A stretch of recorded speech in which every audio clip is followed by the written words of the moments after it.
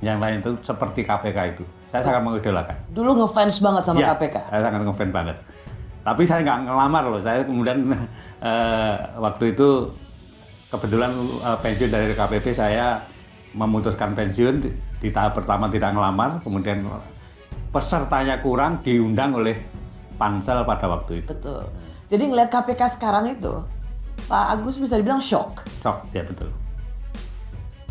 Berani bongkar mantan ketua KPK. Berdasarkan kesaksian ex-ketua KPK, Presiden Jokowi bisa dipidana dan dilengsarkan. Waduh.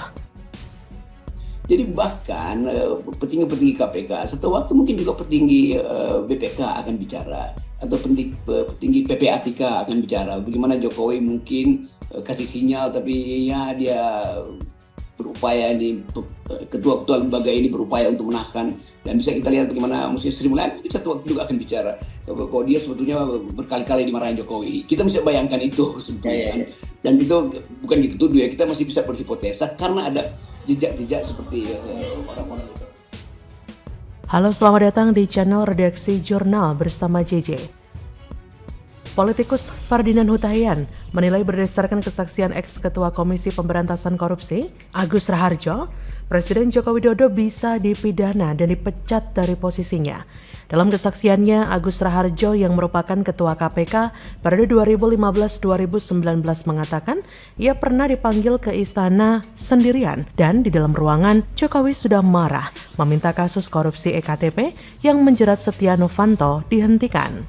Kata Ferdinand, dengan kesaksian ini maka Presiden bisa dikategorikan telah menyalahgunakan kekuasaan dan termasuk dalam kategori merintangi atau menghalang-halangi penyelidikan.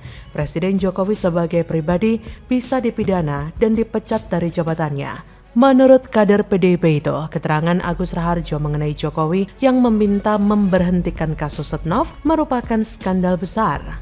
Sebelumnya, mantan Ketua Komisi Pemberantasan Korupsi Agus Raharjo mengaku pernah dipanggil dan diminta Presiden Jokowi untuk menghentikan kasus yang menjerat Setnov, yaitu korupsi EKTP.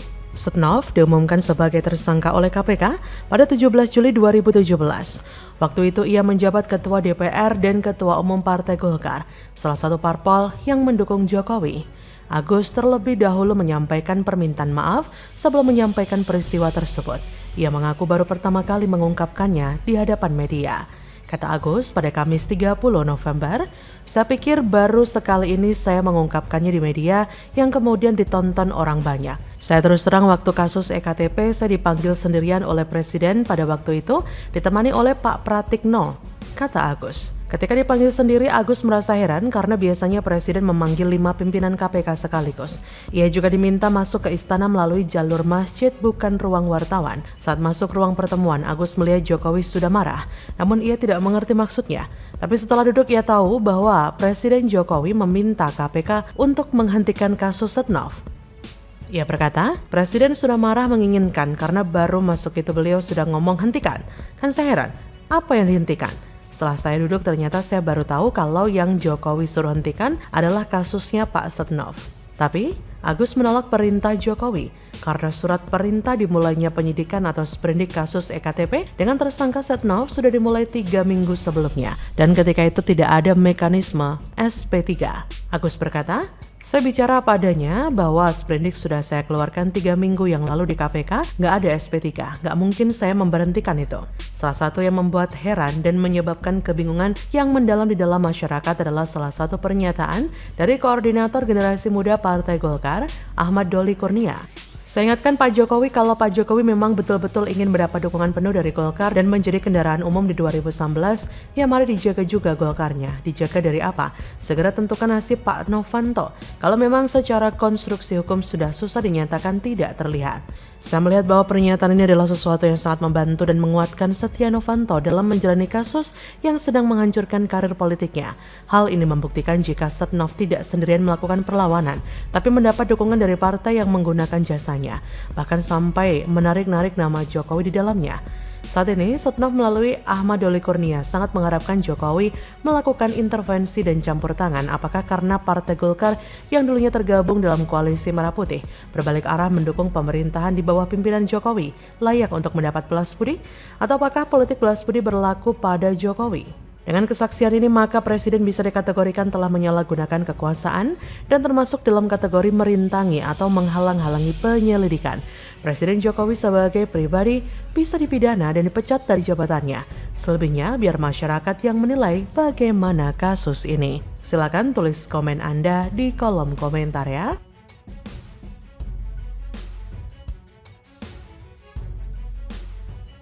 Kelurahan mana, Bang? Sumber, Solo. Solo ya, di Solo ya? Oh, saya Solo nih. Bro, dari Solo. Ini tetangganya Mas Gibran. Sumber, Solo. Dukung Pak Ganjar. Tenang. Jelas Solo bukan Gibran. Solo bukan Gibran. Mantap, mantap. Solo Ganjar. Banyak. Solo bukan Gibran. Solo bukan Gibran. Telak tamparan buat Gibran, terekam kamera tetangga Gibran di Solo tegas tolak Gibran dan pilih Ganjar, gembos di kandang sendiri. Nah, di sini ada yang unik sekali ya, bagaimana bisa merebut suara di Jateng. Sedangkan di sini yaitu ada warga yang mengaku tetangga dari Gibran Rakabuming Raka bahkan mendukung Ganjar Pranowo. Halo, selamat datang di channel Redaksi Jurnal bersama JJ. Viral sebuah video yang memperlihatkan warga Surakarta atau Solo menyatakan dukungan kepada Capres dan Cawapres Ganjar Pranowo juga Mahfud MD. Bahkan salah satu warga yang mengaku sebagai tetangga calon wakil presiden Gibran Rakabuming Raka dengan tegas menyatakan mendukung Ganjar Mahfud sebagai Capres dan Cawapres, bukan Prabowo atau Gibran. Setelah selesai menyatakan dukungannya kepada Ganjar Mahfud, warga Solo tersebut berteriak, "Solo bukan Gibran" sebanyak 3 kali. Ini merupakan salah satu bukti bahwa warga Solo sudah mulai cerdas. Warga Solo sudah mulai melek bahwa Capres dan Cawapres yang berkualitas dan bisa mensejahterakan rakyat itu bukan Prabowo Gibran tapi Ganjar Mahfud. Bukan hanya dari elemen masyarakat saja, ratusan supporter Persis Solo menyatakan dukungan ke paslon Capres Cawapres nomor 3, Ganjar Mahfud, di rumah relawan Ganjar Mahfud Sak Jose di Blulukan Kecamatan Colomadu, Kabupaten Karanganyar Minggu 26 November. Mereka mendukung Ganjar dan Mahfud karena paslon tersebut dinilai bisa membawa sepak bola Indonesia menjadi lebih baik lagi. Dikatakan saat ini sudah ada 15.000 sampai 20.000-an dukungan dari supporter Persis Solo yang mendukung Ganjar Mahfud. Selain itu, pihaknya juga akan berkomunikasi dengan para supporter daerah lain yang mendukung Ganjar juga Mahfud. Hanya saja, Iwan selaku perwakilan supporter enggan mengungkapkan supporter mana yang akan diajak berkomunikasi. Para supporter ini menamakan diri mereka Ganjar Mahfud Sak Jose atau Gamas. Dalam pernyataan sikap yang dibacakan Ketua Gamas Sabar Narimo, didampingi jajaran pengurusnya, Gamas adalah supporter bola yang menjunjung tinggi nilai-nilai sportivitas, kebersamaan, dan nilai-nilai kemanusiaan. Mereka mendukung kemajuan olahraga nasional. Hal itu dibuktikan dengan kehadiran di setiap event dan momentum untuk mengharumkan nama bangsa. Gamas terus menyimak, mengamati, dan memantau isu-isu terkini terkait dengan proses suksesi kepemimpinan nasional yang akan dilaksanakan 14 Februari 2024 mendatang. Penyimakan, pengamatan, dan pemantauan itu dilakukan dari sudut pandang pelaku supporter olahraga sepak bola. Karena mereka sangat terkejut bahwa di lapangan mereka menemukan adanya berbagai cara tak pantas yang dilakukan kontestan Pilpres untuk meraih kekuasaan. Perilaku itu sangat menyinggung nilai-nilai sportivitas yang selama ini mereka junjung tinggi dan bisa membawa pada kemunduran demokrasi.